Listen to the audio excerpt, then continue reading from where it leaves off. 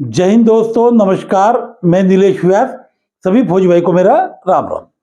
दोस्तों, पूर्व सैनिकों का ज्यादातर वेलफेयर राज्यों के द्वारा होता है और जब राज्य का मुखिया वादा करे, सैनिकों के प्रोग्राम में आए और वचन दे, साथ ही वेलफेयर की स्कीम दुगने होने के जो आसार दिख रहे हैं उसके बारे में बात करूंगा, क्योंकि ऐसे कार्यक्रम से फिक्र की कोई बात नहीं, यानी पूर्व सैनिकों का कोई फिक्र करने की जरूरत नहीं, क्योंकि ऐसा कुछ आज इस कार्यक्रम में हुआ जो आपको बताने जा रहा हूं। एक सादा सा कार्यक्रम, पर उसका औचित्य बड़ा, उसका महत्व बड़ा, क्योंकि कई ऐसे लोग जिन्होंने अपने पेंशन में से, पेमेंट में से और अपने बचत में से, छोटे छोटे बच्चों ने सैनिक के लिए, पूर्व सैनिकों के लिए फंड दिया और ऐसे कार्यक्रम अपने आप में कहानी बयां करते हैं। ऐसा यादगार पल जिसमें मुख्यमंत्री साहब के द्वारा जो यादगार भाषण दिया वो आपको बताने जा रहा हूं। जिला सैनिक बोर्ड का एक कार्यक्रम, और ये बड़े हम लोगों के लिए फख्र की बात है कि हमारा जिला सैनिक बोर्ड निरंतर अच्छा काम करते जा रहा है।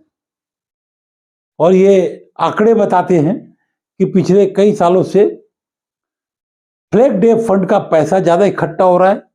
जब पैसा ज्यादा इकट्ठा होता है तो स्वाभाविक है कि इसमें हमारे पूर्व सैनिकों के लिए ज्यादा अवसर प्राप्त होते हैं वेलफेयर के। और ऐसे समय पूर्व सैनिकों की चिंता, उनकी समस्या और उनके साथ खड़े होने का जो संकल्प आज लिया गया वो अपने आप में अनूठा है। आज बड़ी संख्या में पूर्व सैनिक यहाँ पे आए थे।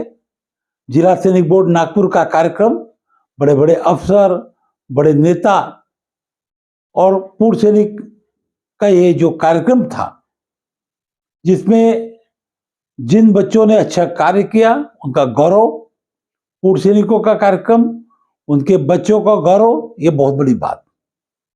और ये सब कुछ होता है फ्लैग डे फंड से।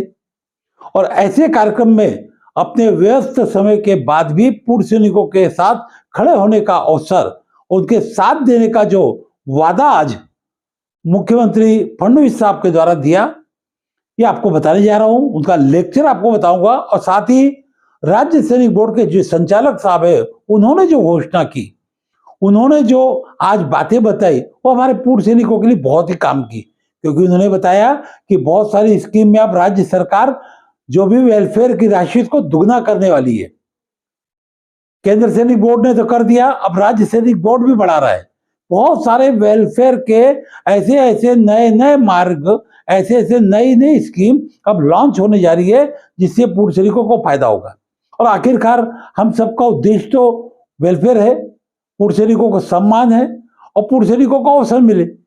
और ये सब कुछ आज के इस कार्यक्रम के माध्यम से, जिसमें ऐसे उद्यमी जिन्होंने अपना पैसा, ऐसे लोग जिन्होंने अपना वेतन, ऐसे व्यवसायी जिन्होंने अपने बचत, छोटे बच्चे हो, लेडीज हो, इन्होंने अपने बचत का पैसा फ्लैग डे फंड में दिया, अपने आप में बहुत बड़ी बात होती है।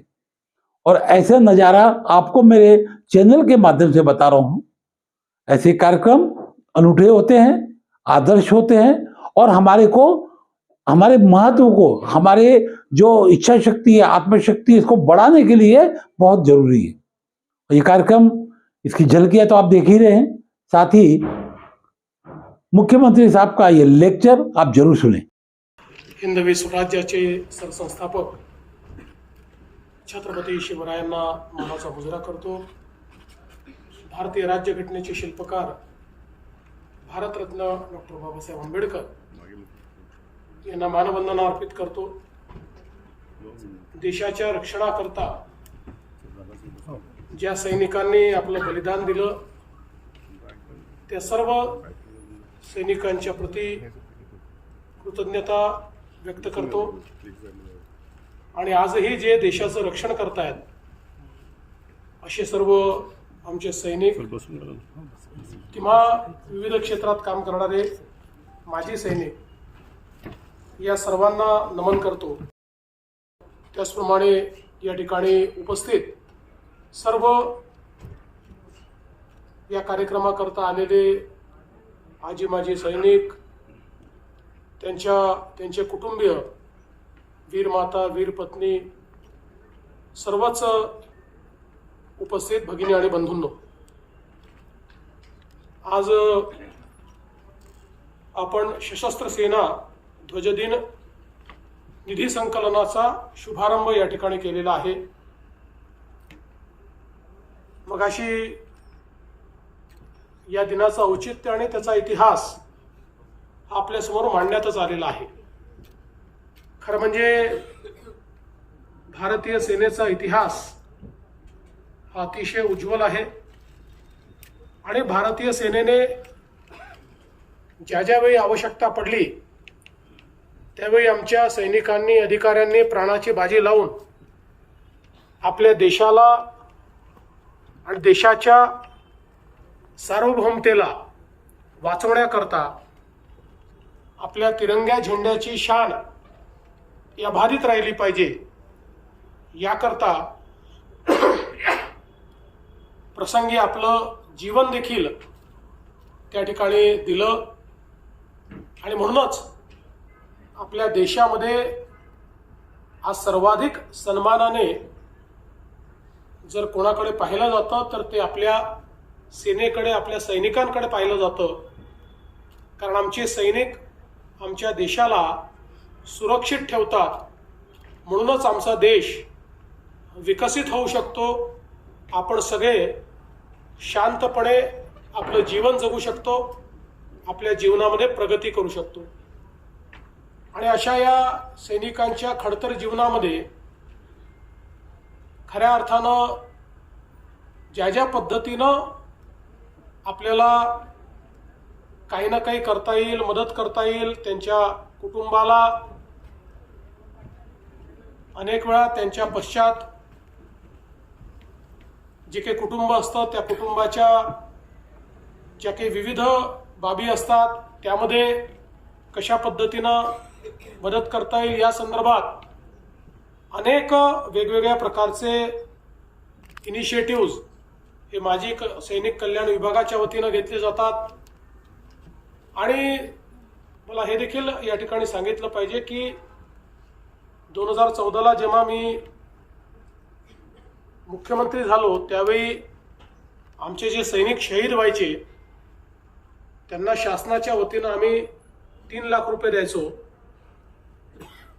खरं म्हणजे शहीदांच्या जीवाचं मोल हे पैशात करताच येत नाही, पण त्यांच्या कुटुंबाला आधार मिळाला पाहिजे या दृष्टीनं पहिल्यांदा ते मी मुख्यमंत्री असताना 25 लाख रुपये केले आणि त्यानंतर 1 कोटी रुपये हे आम्ही सैनिकांना देणं सुरू केलं, त्यांच्या परिवाराला देणं सुरू केलं। परिवाराला जमीन असेल, वेगवेगळ्या प्रकारे जी काही मदत करता येईल ती केंद्र सरकारच्या वतीनं तर होतेच, पण राज्य सरकारच्या वतीनं देखील ती करणं आपण सुरू केलं। आणि मला अतिशय आनंद आहे की आत्ताच आपण ज्या सैनिकांच्या पाल्यांनी उत्कृष्ट असे मार्क्स मिळवले, ज्यांनी चांगलं काम केलं, त्यांचा सत्कार या ठिकाणी केला आहे। मला असं वाटतं की हा जो काही सशस्त्र सेना ध्वजदिन निधी जो आहे हा निधी अतिशय सत्कारणी लागणारा निधी आहे। आणि मला याही गोष्टीचा आनंद आहे की आपल्या सेनेच्या प्रती जो काही भाव आहे त्याच्यामुळे आपण बघितलं की अनेक लोक हे त्या ठिकाणी कोणी आपला व्यवसाय सांभाळून दर महिन्याला पैसे देत आहे, कोणी आपल्या पेन्शनमधनं त्या ठिकाणी पैसे देत आहे। मला असं वाटतं की हा जो सेनेच्या प्रती भाव आहे तोच अत्यंत महत्त्वाचा आणि तो आपल्या सेनेने जो आदर या ठिकाणी प्राप्त केलेला आहे तो खरोखर मला असं वाटतं अत्यंत महत्त्वाचा आहे।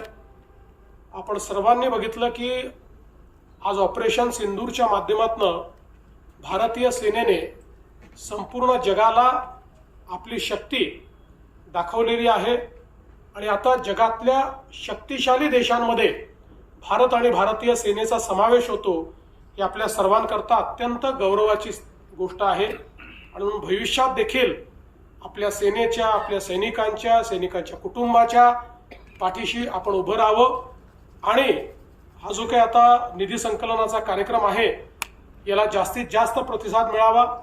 मी विभागीय आयुक्तांचं आणि जिल्हाधिकाऱ्यांचं अतिशय मनापासून अभिनंदन करतो की नागपूर जिल्हा आणि आपला विभाग हा या निधी संकलनात महाराष्ट्रामध्ये अव्वल राहिलेला आहे. सर्वाधिक निधी संकलित करण्याचं काम हे या ठिकाणी झालेलं आहे आणि जे काही त्या ठिकाणी टार्गेट होतं त्या टार्गेटपेक्षा जास्त निधी हा जमा करण्याचं काम केल्यामुळे त्यांचं देखील मी मनापासून अभिनंदन करतो.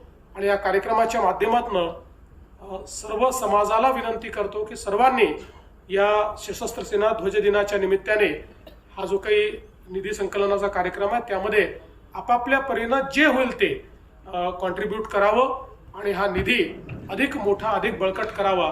पुन्हा एकदा सर्वांना नमन करतो आणि माझे 2 शब्द संपवतो. जय हिंद, जय महाराष्ट्र.